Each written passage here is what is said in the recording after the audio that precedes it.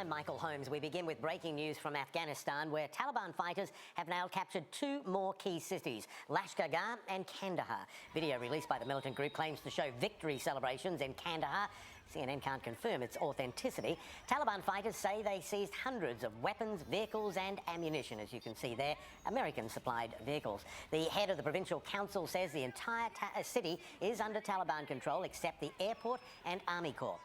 Now, another video purports to show Taliban fighters taking over the governor's building in Kandahar. Afghan national forces appeared to either surrender or flee. The Taliban now controlling 14 provincial capitals. Let's bring in CNN international security editor Nick Payton-Walsh live in London. So you got the taking of Kandahar, now Lashkar, just the latest in stunning turns of events in a string of them. Speak to the significance as Kabul is increasingly surrounded, I guess.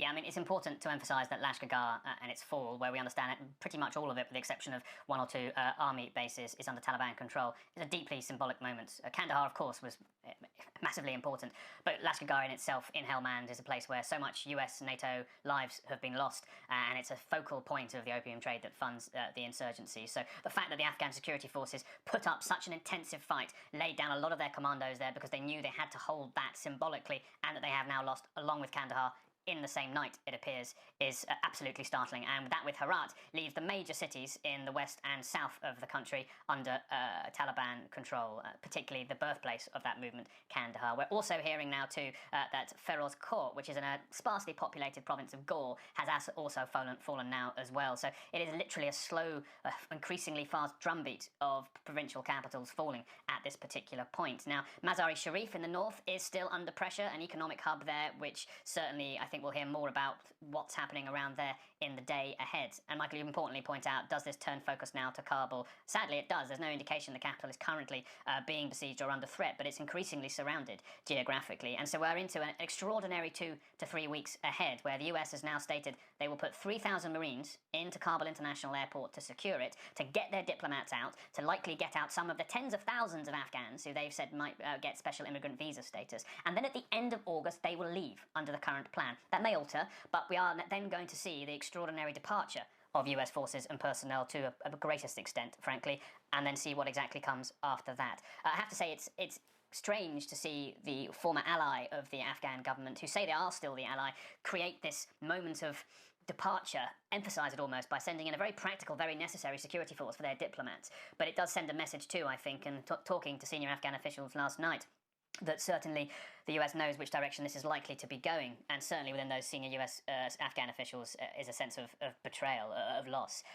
Kabul by no means is an easy thing for the Taliban to walk into, but I have to say all conventional wisdom is essentially off in that nobody thought they would sweep through in just 1 week this number of provincial capitals. But Kabul, 6 million people, a lot of them very government loyal, could be messier. We simply don't know where this will play out, Michael. It's interesting. I'd like your thoughts on this. I mean, Ghazni is another place that is in the headlines on all of this. Al-Qaeda had a long history there. Osama bin Laden saw it as a safe haven for his men. I mean, what do you see as the risks of an Al-Qaeda resurgence? They are fighting shoulder to shoulder in some parts of the country.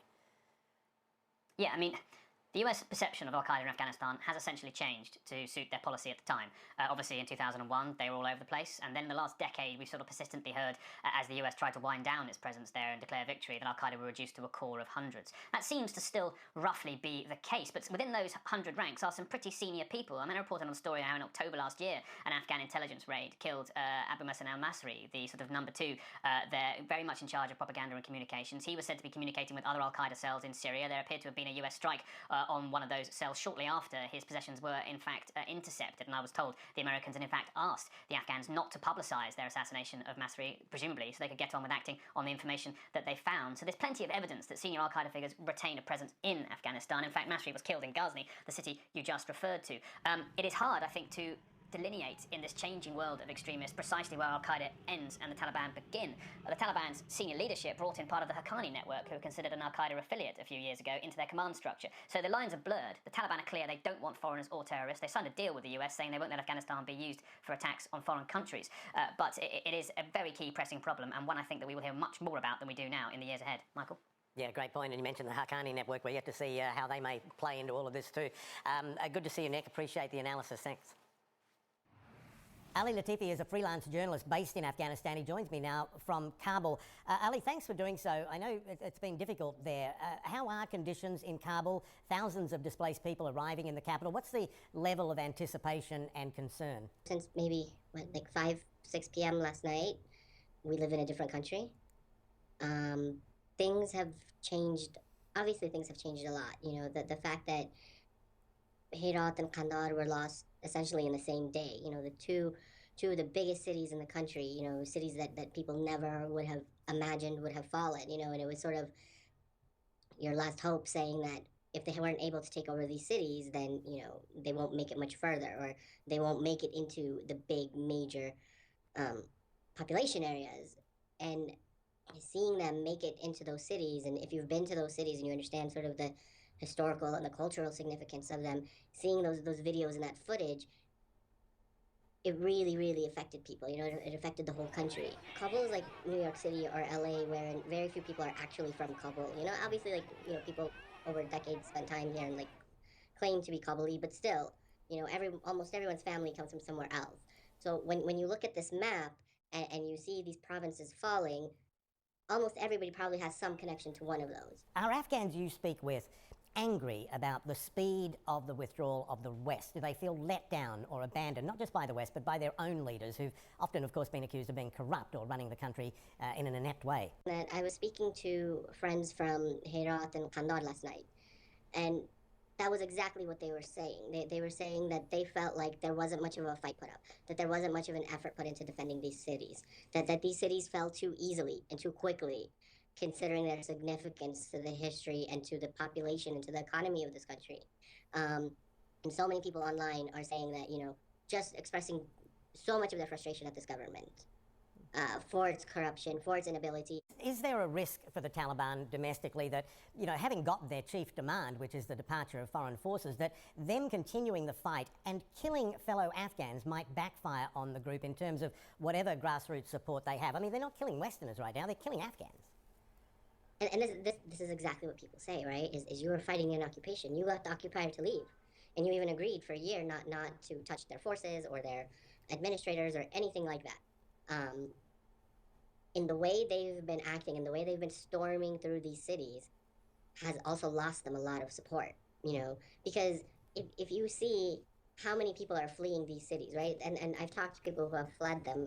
I've even met them when they've come to Kabul. And what they all say is, when we hear they're on their way, like if we know they're coming in a day or two, we flee as soon as we can, because there's a lot of fear, right? There's a lot of fear of the fighting that will come with it, because if they come and they take over your city, that means they're going to be fighting, with the security forces. The security forces are going to be fighting with them, and who's caught in the crossfire. You're there. I mean, they're knocking on the door, or they will be soon, of Kabul. Are you worried yourself? I'm worried for my people. I'm worried for the country. Are you angry at how this came to be? Yes. Because I feel like everybody shares a responsibility in this. Ali Latifi, thank you so much. Thinking of you there in Kabul and everyone else there as well. Following your Twitter, and people should, because you can learn a lot. Ali, thank you so much. Thank you.